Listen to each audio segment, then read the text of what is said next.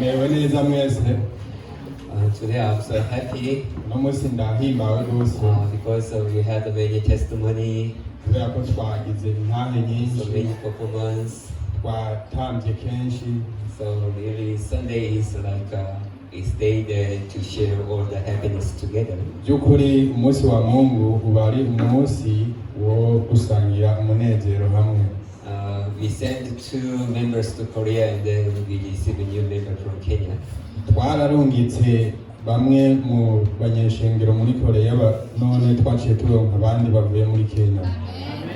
So really it's God who manage all the works of gospel for us. Rero ni Imana itunganya ibikorwa byose by'ubutumwa bwiza ku bwacu. The one who went to Korea, they arrived safely and then they sent us photo and then they look so happy. Abagiye muri Korea bashitseyo amahoro, baranaturungikiye amafoto y'ingene bagaragara neza. So even I was so thankful yesterday. Rero nari mpimbawe cyane ejo hahise.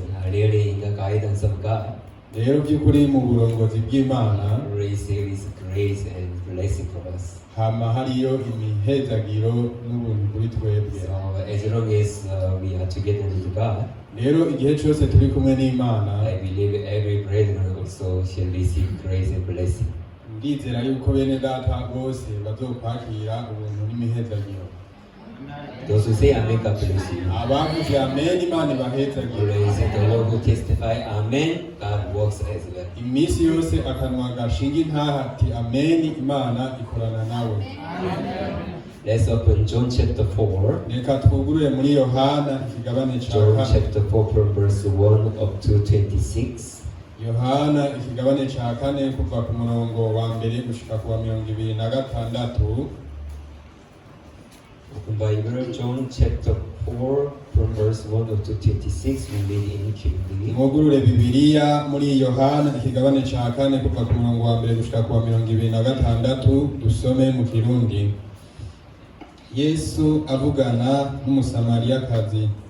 Umwami Yesu amenye ko abafarisayo bumvise yuko aronka abigishwa benshi kandi abatiza benshi arusha Yohana, ariko Yesu ubwiwe siwe yabatiza, barabigishwa biwe.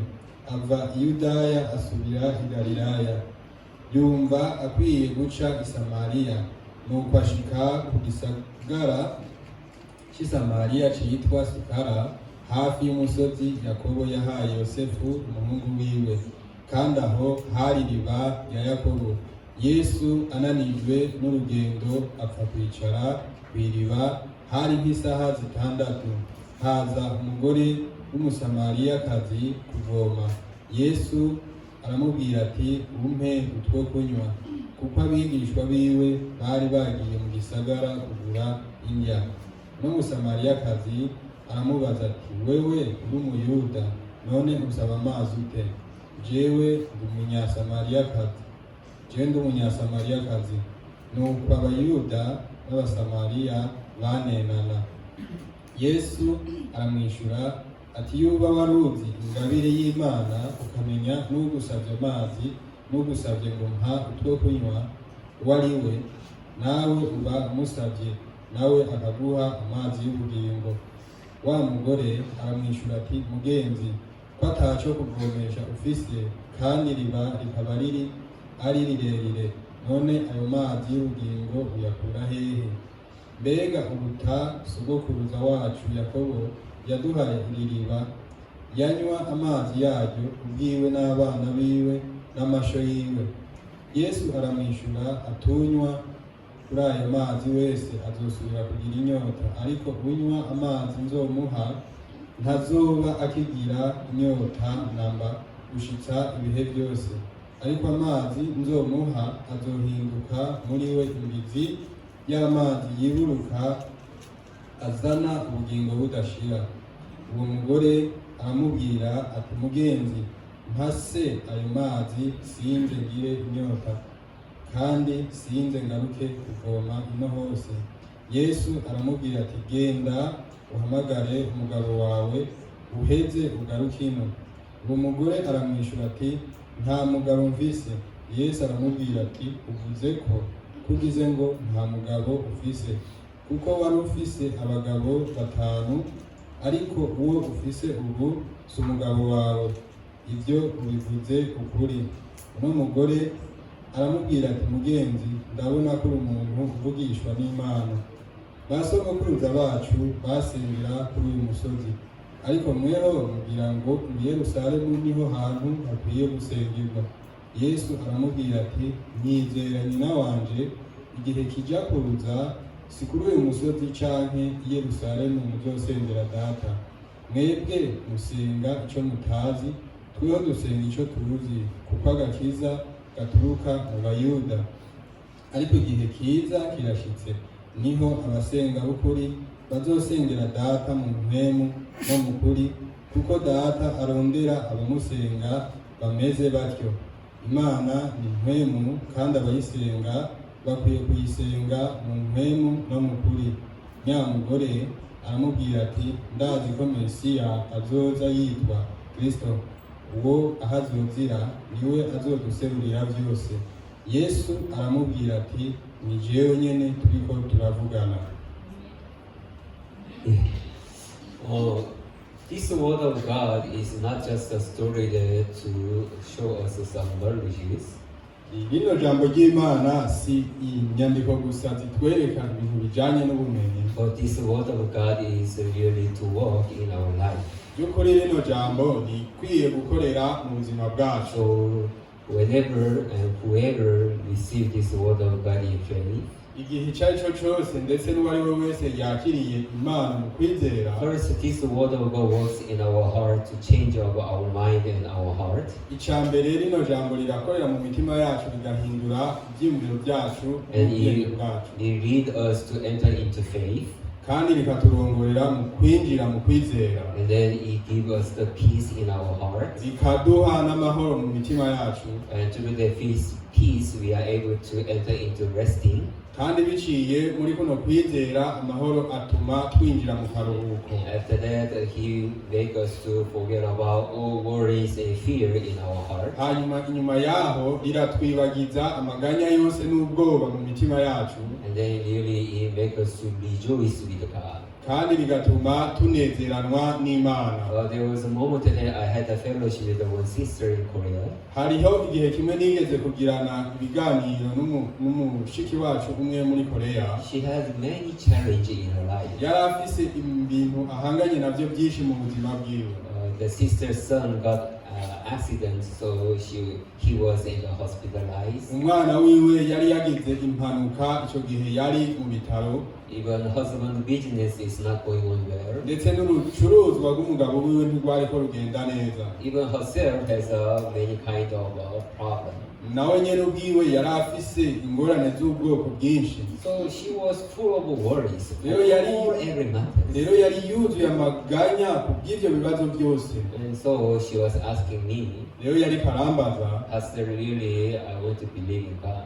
ati mwungere by'ukuri ndashaka Yes, kwizera Imana. When I listen word of God, Iyo numvise ijambo ry'Imana, yes, I know word of God is true. nivyo ndazi ko ijambo ry'Imana ari ukuri, But still, I do not able to be free from those worries and fears in my heart. ariko nisanga n'ubundi ntashobora kuba uwidegembya kuri ayo maganya ari mu mutima wanjye. Pastor, I want to ask you, am I in faith or not? Mwungere rero nshaka kukubaza mbe ndi mu kwizera canke sindi mu kwizera. So I told her, sis, I'm sorry, but you are not still not entered into the faith yet.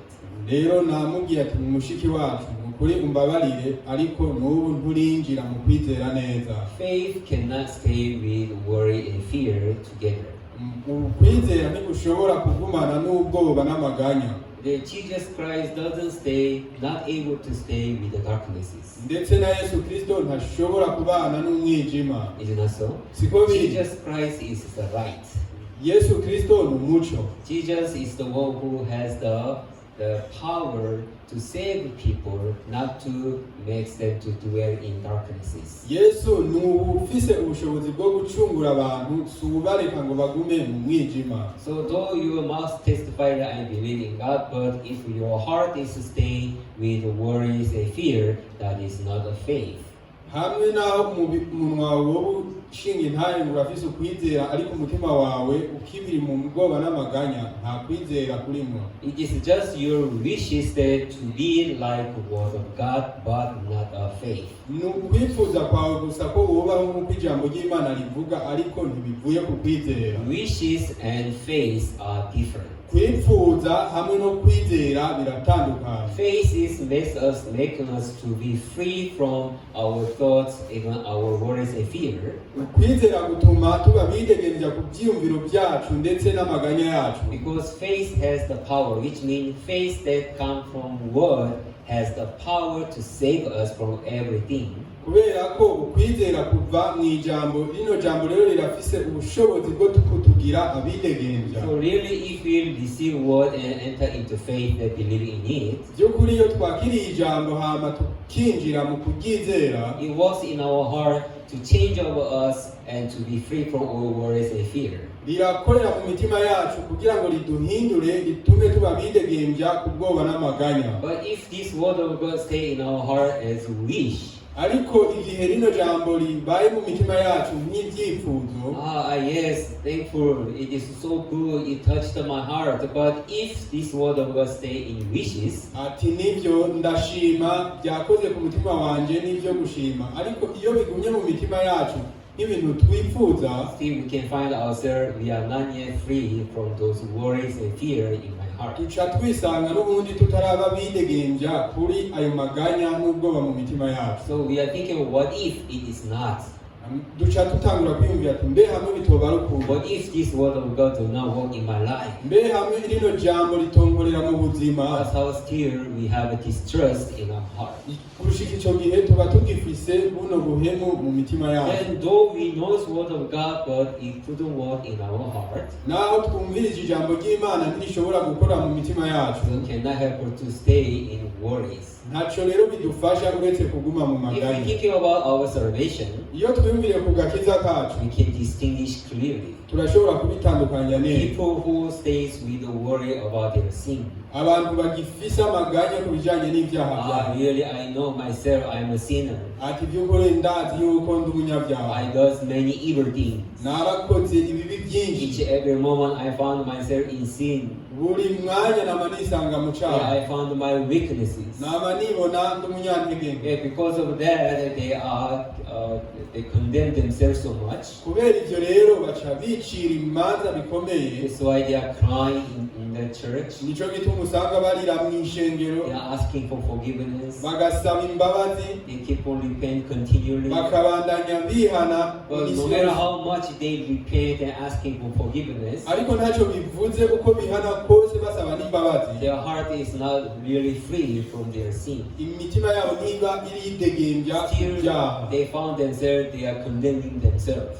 iminsi yose bama bisanga bariko baricira urubanza ubwabo, Because asking for forgiveness and repentance is not a true way of salvation. kubera ko gusaba imbabazi no kwihana siyo nzira y'ukuri yo y'agakiza. So no matter how much they try, but their heart cannot be free from their sin. ntacyo bivuze rero uko bagerageza kose imitima yabo ntishobora kwidegembya The ku more cyaha. they try and try and try, uko baguma bagerageza it works them to remember their sin, their weakness more and more.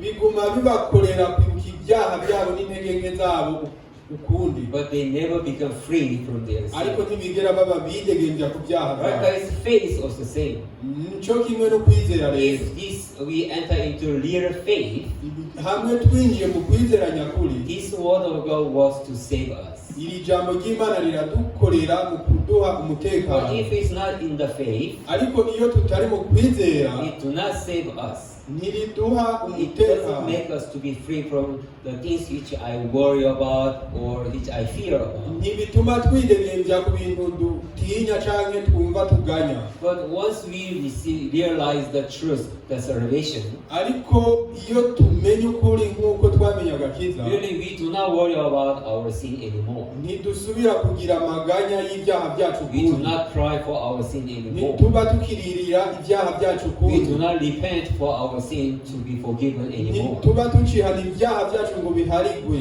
We ukundi. became real free from our sin. duca tuba bidegembya nyakuri ku byaha So from byacu. the moment, what do we do? None kuva ico gihe ni iki dukora? Do we cry? Mbe turarira? Do we worry about those things? Mbe turaganya ku bw'ivyo byaha? No, we are just be free and glorify the name of God. Oya turidegembya hama tugashira hejuru izina ry'Imana. When you're thinking about sin, Iyo twiyumvire ku we are byaha not sad anymore, ntituba tukibabara, but we are thankful and happy. ariko turashima tukananezerwa. Is not so? Siko biri? Yeah, likewise, works of the Word of God is clear in our Cyo life. kimwe n'ibyo rero ibikorwa by'ijambo ry'Imana biratomoye neza. When many people are struggling for their sins, Igihe abantu benshi baba bagotse ku bw'ibyaha in this byabo. world, how many people can rejoice with God together? None muri iyi si n'abantu bangahe bashobora kunezeranwa n'Imana? There are so many churches, and then while they are crying for their sins, Hari amashengero menshi usanga bariko bararira ku bw'ibyaha how byabo. many people they stay with a thankful and happiness for their forgiveness? None ni abantu bangahe usanga banezerewe bari mu munezero ku bw'imbabazi z'ibyaha? They are just little people. Ni abantu bakeyi cyane. So really, the way how God works through His Word in our hearts, By'ukuri ukuntu Imana ikora biciye mu ijambo ryayo mu mitima yacu, it is not in vague, but something has to be clear. si ibintu biri mu ruzazana ariko n'ibintu bitomoye neza. So always through this Word of God, Iminsi yose rero biciye muri rino jambo God ry'Imana, works so powerfully and sincerely to change up our hearts, Imana irakora n'inkomezi kandi ishimitse kugira ngo ihindure imitima yacu, and also to save us from where we are now. kandi ikanaturokora aho tuba turi muri ico gihe. So God do not make us to stay in darknesses or in sadnesses. Rero Imana ntitugumiza mu mwijima n'umubabaro, He likes us to move to the hope and thankfulness. twimurira mu byizigiro n'amashimwe. That is the works of the Word of God that we listen each and every Ibyo morning. nibyo bikorwa by'ijambo ry'Imana twumviriza buri munsi. So among our brethren, if you are in sadness or worries or fears, Rero hagati muri bene data hamwe muba muri mu mubabaro, amaganya n'ubwoba, still it means that you haven't entered into faith, commit yourself into the hands of God yet. bisobanura ngo ntimurinjira mu kwizera ngo mwishikane mu biganza Still, by'Imana. if you hold all kind of worries and sadness and fears in your life, Muracagumbiriye ubwoba bwanyu bwose n'amaganya mu buzima and you bwanyu, are the one who are trying to deal with it by yourself, kandi ni mwebwe muriko mugerageza kubyitorera inyishu. that's why you cannot help but to have a fear and worries for your life. Nico gituma ata kindi kintu kibabako uretse kugira ubwoba n'amaganya mu buzima In the bwanyu. Bible says the one who try to live, they shall die, but the one who try to die, they shall live. Muri Bibiliya havuga ngo uwuzogerageza kugumya ubugingo bwiwe azobubura, ariko uwuzobureka azoburonswa. Do you understand? Murabitahura? What is the way there for you to live in this world? None ni iyihe nzira yawe yo kubaho muri iyi si? Trying to die. Gerageza gupfa. People cannot understand. Abantu ntibashobora kubitahura. How someone who trying to die can live your life in Nigute the world. umuntu ariko yijana mu rupfu yoshobora kubaho? Trying to die is the way there to die. Kugerageza gupfa ni mu nzira yo gupfa. Is it not so? Siko biri? Trying to die meaning is now I'm trying to die. Kugerageza gupfa bisobanura ngo ubu ndiko ndagerageza gupfa. But the one which Jesus say is different. Ariko ibyo Yesu avuga If biratandukanye. you are trying to die, Iyo uri kuja mu nzira yo gupfa you shall live. uzobaho. Bible is sometimes cannot understand. Hari ibintu byinshi ntigira ntaho. Is it really true? He really is leading us to way of the salvation, way of the life. Mbe by'ukuri n'ibintu bigiye kuzondongorera mu nzira y'agakiza n'ubugingo. We think that I must do perfectly, I must do everything well so that I shall live. Twiyumvira ngo ntegerezwa gukora ibintu neza kugira ngo mbeho. But Bible say no, that is not the way. Ariko Bibiliya ivuga ngo iyo siyo nzira. You try to die. Gerageza gupfa. God, are you joking? Reba ndikuratebura How nani this word of God lead the people to die? ni gute rino jambo ryawe rirongorera abantu gupfa Yeah, the one who belongs to the flesh, that's how they understand word of God. abantu begukira umubiri uko niko batahura ijambo ry'Imana But the one that who belongs to spirit, ariko abegukira mpwemu they understand clearly. barabitahura neza Which meaning is, if I try to live with the things that I have, bisobanura ngo hamwe nogerageza kubaho n'ibyo mfise if I manage my life with my own strengths and abilities, hamwe nogerageza gutunganya ubuzima bwanje n'ubushobozi bwanje n'inkomezi zanjye surely cannot help but to fail.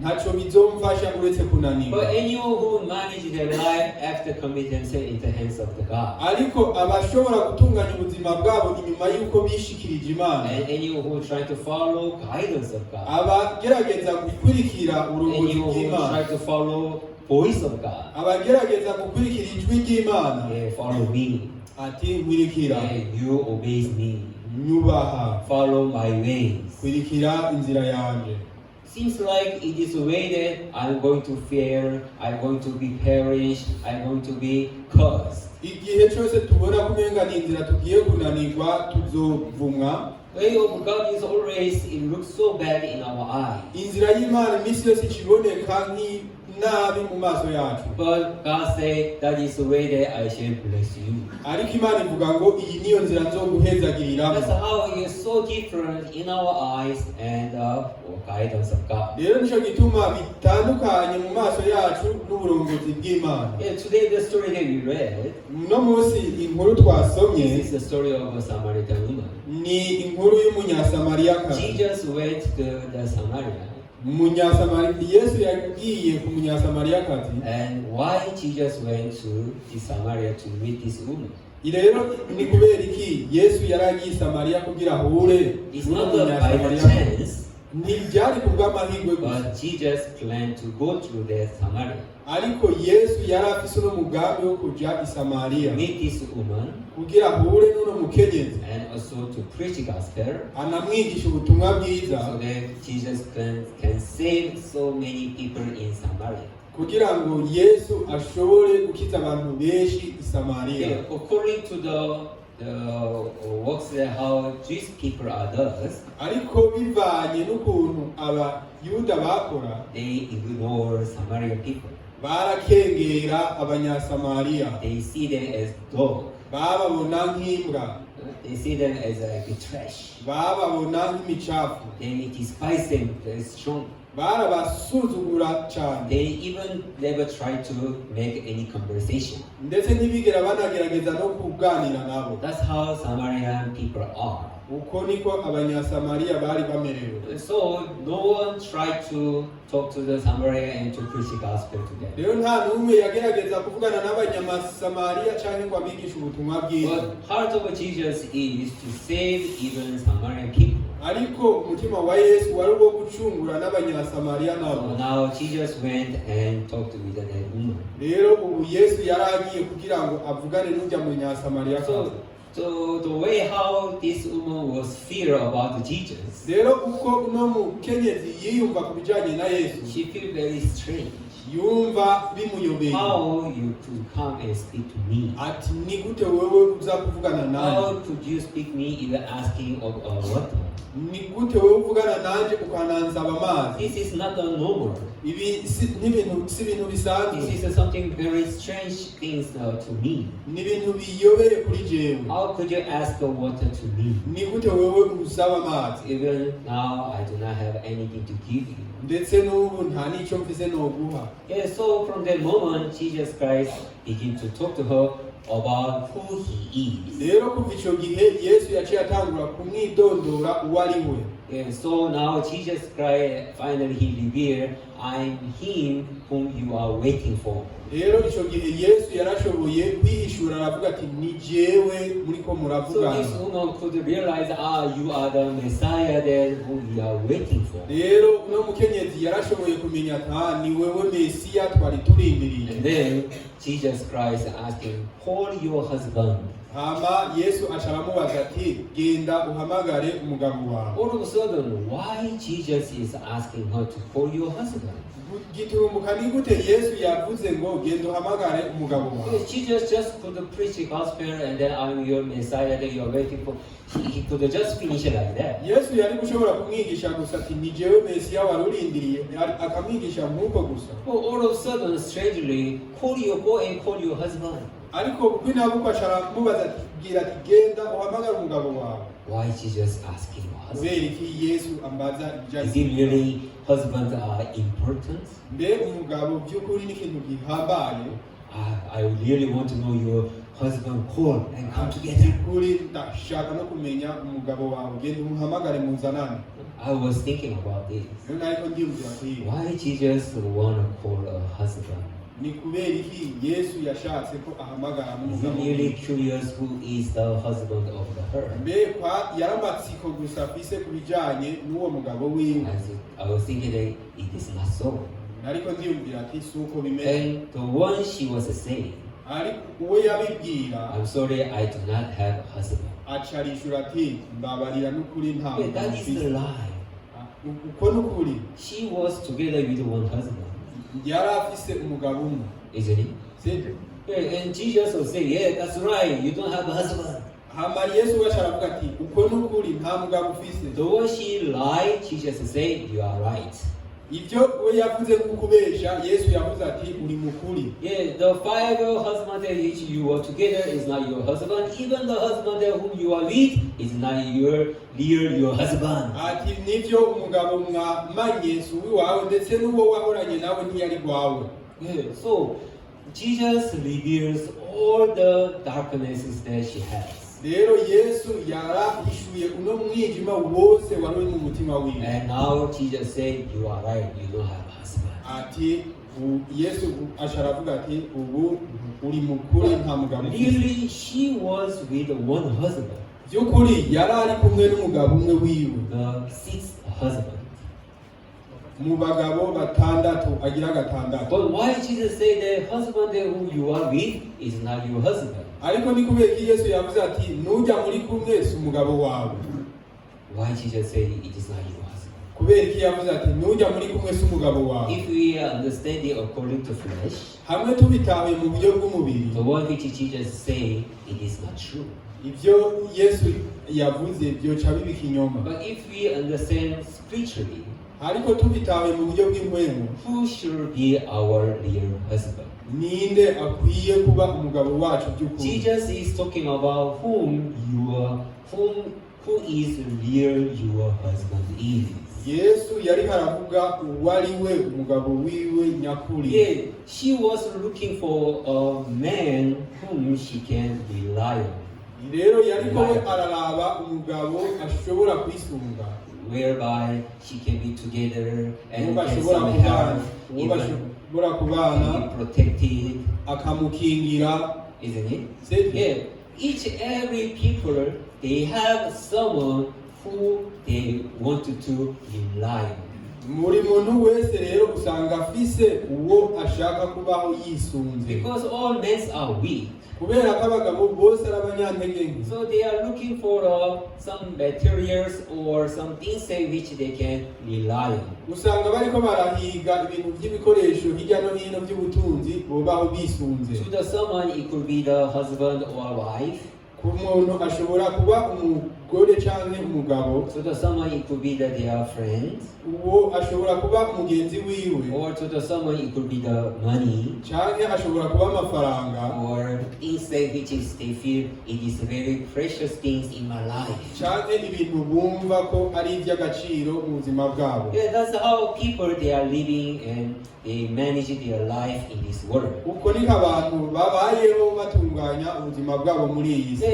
Everyone, they are not strong by themselves alone. Rero umwe wese usanga atangomezi afise ubwiwe. So every people, they keep something in their heart to rely on it and to manage of their life. Rero usanga bafise ibanga mu mitima yabo ry'ibintu bisunze kugira batunganye ubuzima bwabo. So this woman also, she changed the husband 6 times. 5 rero times. n'uyu mugore nawe yari amaze guhindura abagabo inshuro zitandatu Because though she was living with a man, but the man was not enough for her to manage her life or to satisfy about her life. kubera ko naho yabana n'umugabo umwe yama yisanga uwo mugabo atamuhagije ku bijyanye no gutunganya ubuzima bwiwe. So she was looking for other person there who can protect her, even to make her to be happy.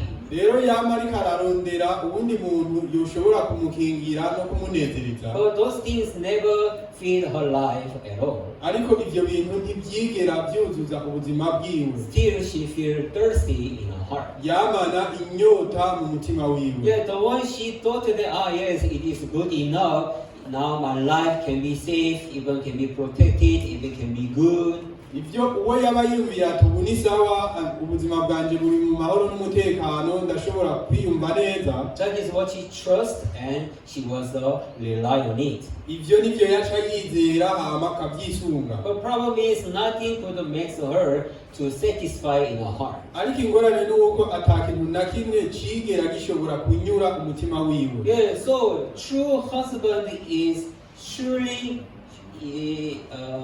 it should be enough to make the woman to feel good and happy and joyful like that. nivyo vy'ukuri umugabo nyakuri arahagije ku mukenyezi kugira ngo yiyumve neza afise umutekano n'amahoro, But no husband was able to make her to be like that. ariko nta mugabo n'umwe yari bwashobore kubishitsa kuri we, Because the real husband is not coming from the world. kubera ko umugabo nyakuri si uva hano mw'isi. Real husband is Jesus Christ who came to our heart. ariko umugabo nyakuri ni Yesu yaje mu mitima yacu. Brother, who is real your husband in your life? bene data, none by'ukuri ninde mugabo wanyu nyakuri mu buzima He bwanyu? became Jesus Christ now for your real husband.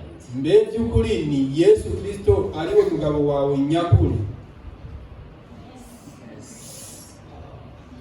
I'm not wrong. Hello? Are we together? mbe turi kumwe? Brethren, who is your husband now? none bene data, ubu ninde ari umugabo wawe? Is it Jesus Christ is real your husband now in your heart? mbe by'ukuri Yesu Kristo niwe ari umugabo wawe nyakuri mu mutima wawe, So that he provide you hope, kugira ngo aguhe he ibyizigiro, provide you new strength kugira ngo aguhe inkomezi nsha, and new happinesses. aguhe n'umunezero mushasha. Though you are in the weaknesses, though you are in sadness or in the trials. nawe woba uri mu ntege nke, mu mubabaro n'ibigeragezo, If Jesus is my husband in my heart, hamwe Yesu yoba ari umugabo wanje mu mutima Jesus wawe, will never leave you alone there to stay alone. Yesu ntazokwigera kureka wenyene. He always was to save you from there. abakora iminsi yose kugira ngo akurokore. As Jesus Christ went and saved the Samaritan woman nk'uko Yesu rero yagiye kuri urya munyasamariyakazi and gave her peace, hope, happiness, thankfulness, everything that Jesus Christ has. akamuha amahoro n'ibyizigiro n'amashimwe mu mutima wiwe. So she was in the sadness, but after she met Jesus Christ now, she met real husband in her heart. rero yari yahoze mu mubabaro, ariko inyuma yo guhura na Yesu Kristo yari yahuye n'umugabo wiwe uri mu buzima bwiwe. That's why now she is changed and very happy, went into the village and called all people to come and see the Messiah. Nico gituma ico gihe yahindutse aranezerwa, acagenda mu gisagara guhamagara abantu bose ati nimuze murabe Mesiya. Yeah, she was in the sadness but became free from sadness. Nibyo yari yahoze mu mubabaro, ariko yarabaye uwidegenja ku mubabaro And she wiwe. became a person who preached this happiness to all others in Samaria. acaba umuntu yigisha uno munezero ku bantu bose b'i Samariya. That is how Jesus Christ works even in our life as well. uko niko na Yesu akora mu buzima bwacu neza na neza. Whether if you are expecting other things things rather than Jesus Christ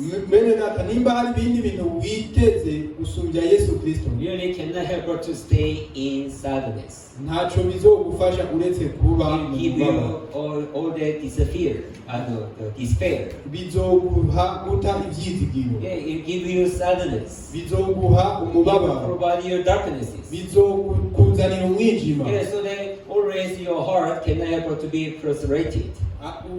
Ku buryo atakintu na kimwe kizokuba ku mutima wawe uretse kumva utamerewe neza. Why things are happen like this? Ati kubera iki ibintu bibaho nk'ubu? Why these things are like that? Kubera iki ibintu bimeze uku? Why always my life is like this? Kubera iki iminsi yose ubuzima bwanjye That is always totally cannot help but to stay with it together. Ivyo ni ibintu iminsi yose bishobora kutubako. Because that is not near my husband.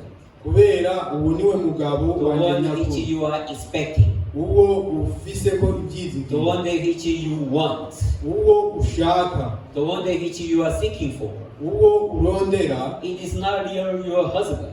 Si umugabo wawe nyakuri. That's why you cannot help but to go through those trials all the time in your heart. Nico gituma atasho bigufasha uretse kuja muri ivyo bigeragezo iminsi yose. That's why Jesus Christ, He likes to come to us. Nico gituma Yesu rero yanezerejwe no kuza kuri And twe. He likes to speak to us. Aranezerwa no The kuganira nawe. husband that whom you are together now, Ati urya mugabo muri kumwe ubu it is not your husband. si umugabo wawe nyakuri. I should be your husband.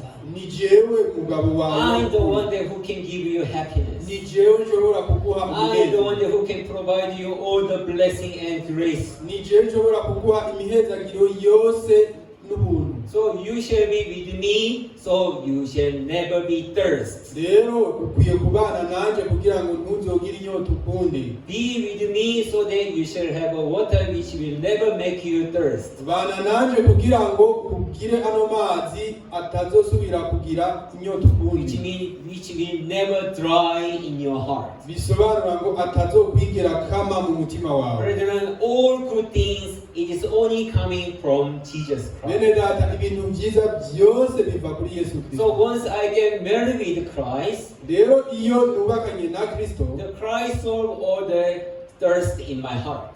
Kristo arakuraho inyota yose mu mutima wawe. Even from the sin. Ndetse n'iyicyaha. Really, without Christ, we cannot have to go through so many suffering for our sins. Rero by'ukuri hamwe tudafise Kristo nta kindi kitubako uretse kuja mu mibabaro y'ibyaha byacu. Really, we can able to cry. Ntaco kindi tukora atari kurira. Yeah, always we are confessing. Imisi yose tuja kwihana. So no matter how many times we do, still we found ourselves not yet free from our sin. Ntaco bivuze inshuro zose tubikora usanga tutaraba bidegembya. Yeah, it makes us to stay in darkness more and more. Rero biguma bitujana mu mwijima bitwinjiza. Maybe some people they complain.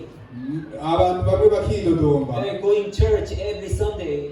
Kuja kusenga buri wa Mungu It is tired. n'ibintu binduhisha. Because every Sunday we are crying. Kubera ko imisi yose turarira. In my church, I'm so thankful. No one is crying here. Mw'ishengero ryanje ndashima kubera ko nta n'umwe arira hano. Here we are happy and singing and loudly, right?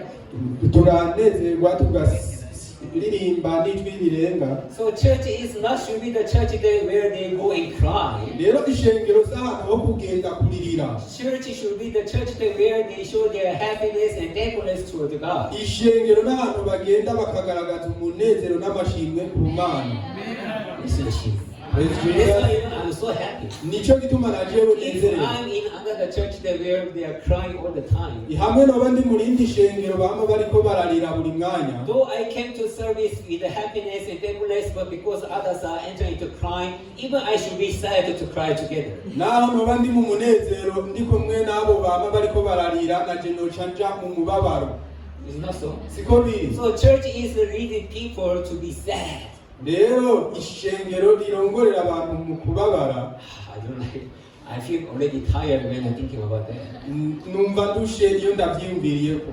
How can I go every Sunday and cry? Ni gute nogenda buri wa Mungu nkarira. So stressed, tired. By'ukuri biraruhisha So biranashavuza. our church is really good church. Rero ishengero ryacu by'ukuri ni No one comes iry'ukuri. with the sadness Sunday. ntimuze muzane umubabaro ku bamungu Though ngaho. they are in sadness or though they are in the worries, but at least when they come for the service, they are happy and thankful with the word of God. Naho baba bahoze mu mibabaro n'ubwoba baje mu ishengero baba baje n'umunezero. Amen. Yeah, that's how Jesus Christ works in our hearts sincerely. Uko niko Yesu Kristo akorera mu mitima And you yacu. see here, Jesus went to save those people who are in sadness. Jesus went to the people, those who are in sadness. Rero Yesu aja kuri bajya abantu nyene bari mu mubabaro. And saved from sadness and gave happiness. Hama akabakura mu mubabaro akabaha umunezero. So they are happy. Wow, I met the Messiah. Please come and see this Messiah. Rero baranezerwa nahuye na Mesiya nimuze mumurabe. So many people in Samaria, they came and listened gospel and they saved, even they enter into happiness. Rero abantu benshi baravuye i Samariya baraza guhura na Yesu barumva ubutumwa bwiza nabo bavaho banezerewe. Jesus wants to change real husband in our heart. Rero Yesu ashaka guhinduka umugabo wacu nyakuri mu And buzima in your bwacu. life, the one which you are expecting, no, that is never give you happiness. Ati muri cyo byose niki witeze nta kintu na kimwe gishobora kuguha umunezero. Get happiness from me only. Rero niwakira umunezero I am the kuva kuri jewe one, gusa. I am the person who can give happiness to you. Ni jewe muntu ashobora kuguha umunezero. I am only the one who can give you thankfulness in you. Ni jewe muntu wenyine ashobora kuguha umunezero n'amashimwe. So in your life, Rero mu buzima bwawe do not deal with any other thing in your heart. ntugire ibindi bintu na bimwe ukorana nabyo mu mutima No wawe. matter what it is, Ntacyo bivuze ibyo byoba ari byo you byose. shall deal with me, Nukorane nanje Jesus Christ. jewe Yesu Kristo. Jesus wants to become our light, Yesu Kristo ashaka kuba umuco wacu to make us to rejoice, kugira ngo atunezereze, to stay in hope and happiness. kugira tugume mu byizigiro n'amahoro. For that reason, Jesus Christ always approaching into our heart. Rero kubw'iyo mpamvu iminsi yose Yesu Kristo yamarika aregera The ku problem mitima is yacu. people, they do not want to get married with Jesus. Ariko ingorane nuko abantu badashaka kubana na Yesu Yeah, Kristo. even in the Bible there is a story. Ndetse no muri Bibiliya hariyo inkuru imwe. There is a king who prepared a party for the wedding Hariho umwami umwe yari yateguye urubanza rw'ubugeni. and just go and invite people to come and enjoy. Hanyuma aratuma ati genda mutumire abantu baze kunywa. But people say, "Oh, sorry, I'm busy. Ariko abantu bavuga ngo ya I'm busy for other works in my in the vineyard. ndafatiriwe n'ibikorwa byanje byo mu ruzabibu. I'm busy for this and this and this, so I cannot be together with you." Ndafatiriwe n'ibi na biriya rero sinshobora kubana namwe. Any problem with this speaker? Hari ikibazo aho karere yoba I ifise. don't know why people are looking here and laughing. Sinzi impamvu abantu bariko bararaba kuri iyi aho karere bagatwumva. This mic is Y'imbeba. I think he like to receive salvation. Inzira yuko ikunda kwakira agakiza. Come to near the word of God, where comes life, straight away. Yegereye hafi y'ijambo ry'Imana kugira ibyumve neza. Don't worry, Ntimugire ikibazo. it's safe. Iri mu mutekano. So, listen, here, look at me. No, that's Rero not. mwumvirize Look at me, look mureke at me. kuraba hariya mu ndabe.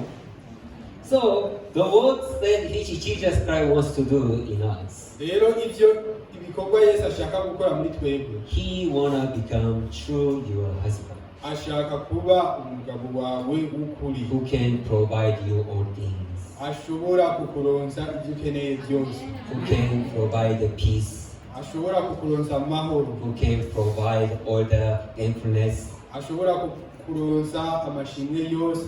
So Jesus came to us to become our husband. Rero Yesu yaje kuri twebwe ngo atubere But umugabo. problem is people doesn't like. Ariko ingorane nuko abantu No, that's all. No, that's all. atoya oya I want this. nshaka ibi I want to go this way. nshaka I kujya want to mu be ibi with these. nshaka gukorana n'ibi. That's how our hearts are continually pushing away the Jesus Christ. uku rero niko imitima yacu iguma ishimurira hirya Yesu Kristo. So though Jesus wants to provide the good things for us, naho Yesu rero ashaka kuturonsa ibintu byiza, in our heart we are refusing Jesus, wait for me. mu mitima yacu turabihakana tukavuga ati Yesu ndindira, Yeah, I know what you want to give me. ndazi ibyo ushaka kumva, I know what you are asking, ndazi ibyo ushaka kumva, but not this time. ariko si ubu, Later. hanyuma Jesus, come later. Yesu uzogaruke hanyuma, Not this time. atari ubu. That's how our heart is like not hate Jesus, but not to accept right away. uko niko imitima yacu imeze, atari mu kwerekana ko twanka Yesu Kristo, ariko nitumwakira mu buryo nyakuri. Yeah, so in our heart, rero mu mitima yacu Jesus Christ is knocking. Yesu Kristo aguma adodora. It makes like our service fun. Bituma ikoraniro ryacu riba iritwengeje.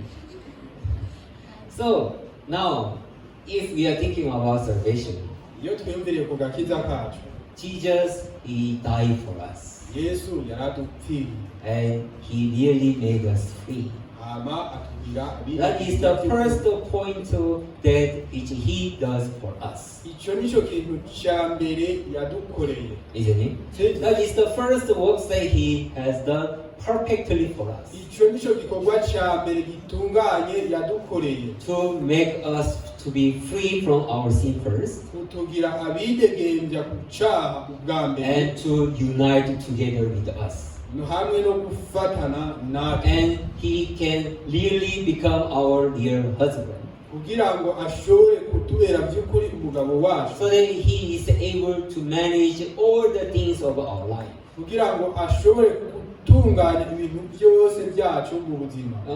Among our brethren, hagati muri bene data, yeah, I know there are brethren who are facing many challenges, ndazi hariho bamwe bahanganye n'ibihe bigoye, but we should think deeply also. ariko twiyumvire mu buryo bwimbitse. No matter how long I'm thinking about my life, even my worries and trials that I have, ntacyo bivuze uko maze kwiyumvira kose ku bimpanze, myself cannot have any solution.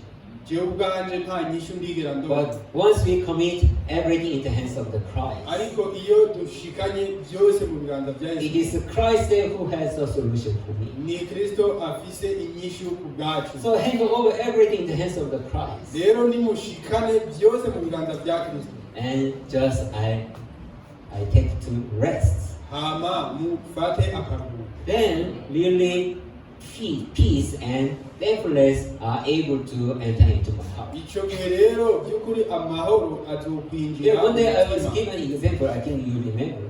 ngira umunsi umwe narabahaye akarorero, ndibaza There's ngo water here. hari amazi ngaha, Very cool.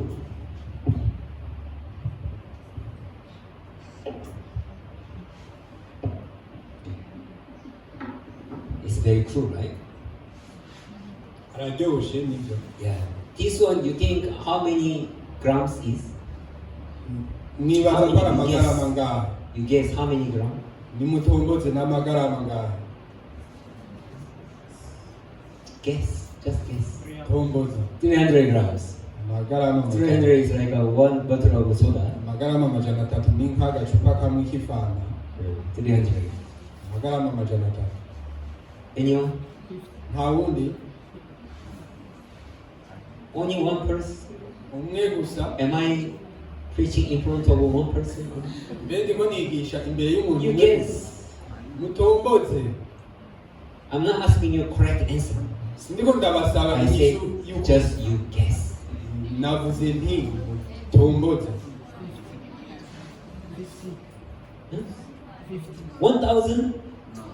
1,200 grams.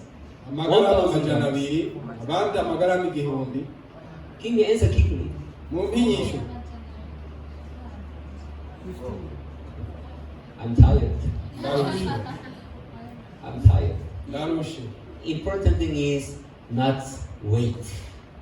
ikiri ingirakamaro si uburemere. Point is, how long are you holding a cup? Ikiri ingirakamaro ni uzogumya ico gikombe gushika ryari. Just now I feel tired already. Gushika aka kanya ndarushe. Within like a few seconds, Nko mu masegonda atatu. I want to put down now.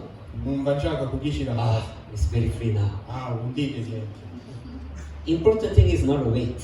Ikiri ingirakamaro si uburemere.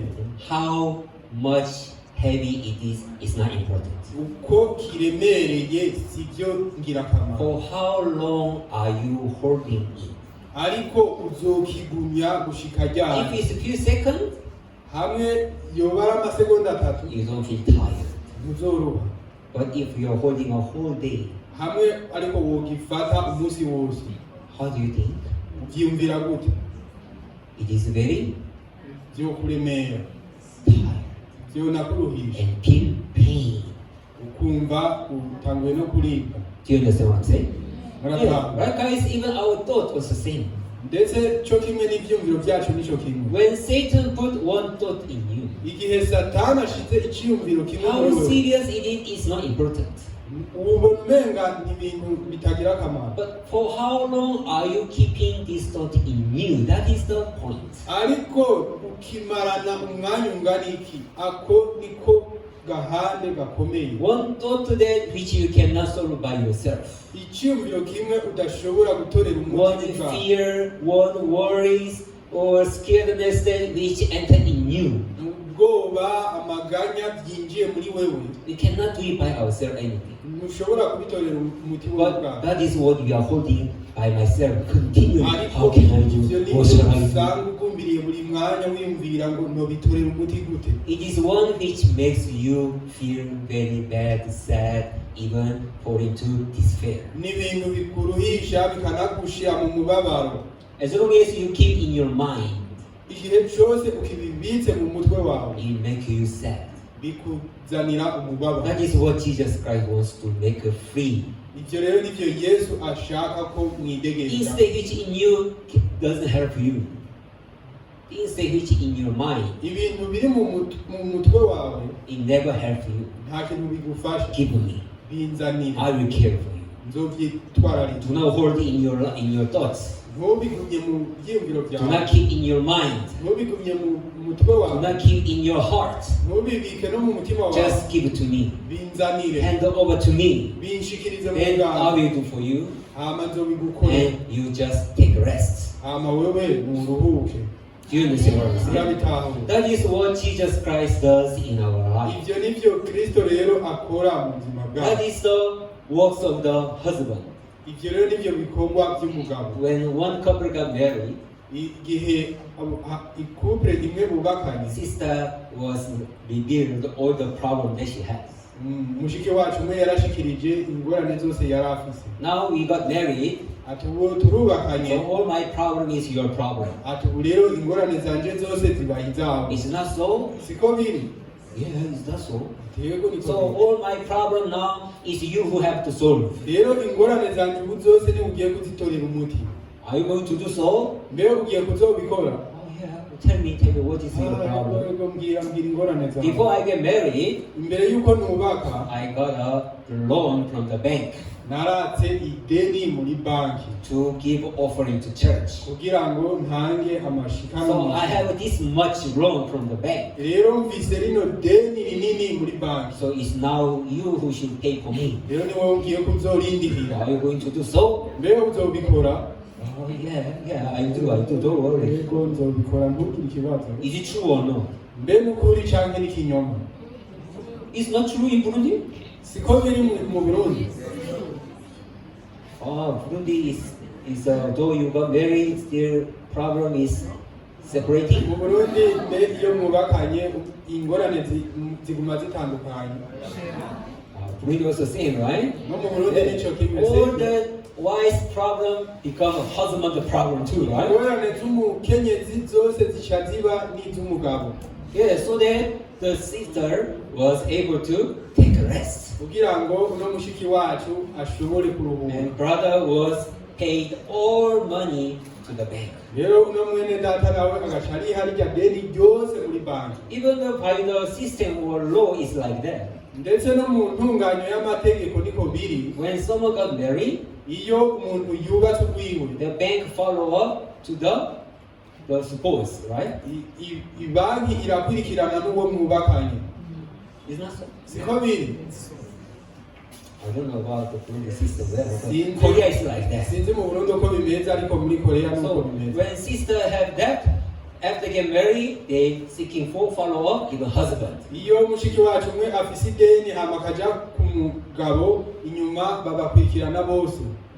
Isn't it? Siko biri. Yeah, likewise, Jesus Christ, once he got married us, rero cyo kimwe na Yesu Kristo iyo twubakanye nawe. Jesus said that I take all your problems. Yesu avuga ati narakiriye ingorane zawe zose. So don't keep anything on your side. Rero ntihagire icyo ugumiza ku ruhande rwawe. Give it to me. Binzanire. I will care for you. Nzobyitwararika. I will do for you. Nzobigukorera. That is the real meaning of husband. Iyo niyo nsobanuro nyakuri y'umushinga. So now Jesus wants to become our husband. Rero Yesu Kristo ashaka kuba umugabo wacu. So now husband who you are together is not really your husband. That's right. It's not your husband. Uriya mugabo muri kumwe si umugabo wawe w'ukuri.